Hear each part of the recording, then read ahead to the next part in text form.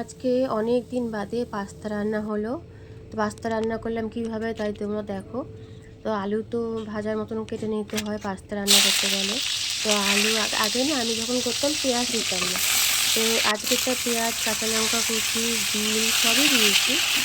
আর ম্যাগির মশলা আমি চেয়েছিলাম পাস্তার মশলা, কিন্তু যা হোক ম্যাগির মশলা দিয়েছি। তো ভালোই লাগছিলো খেতে। তো এইভাবে রান্না করলাম। আগে তো আলুটা পুরো ভেজে নিতে হবে।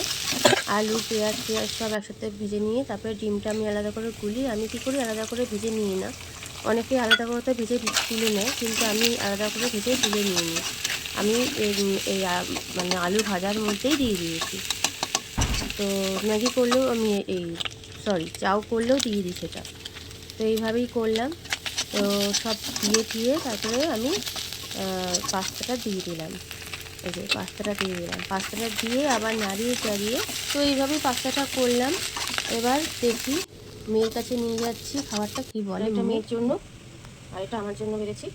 ঠিক আছে, এবার দেখি মেয়ে কী বলে খেয়ে। চলো, অনেক দিন বাদে করলাম জিনিসটা, এরা খুবই ভালোবাসে। নে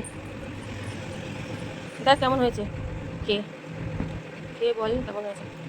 এত দিয়েছো? তোমার দুপুরে খাওয়া দিয়ে দিয়েছি।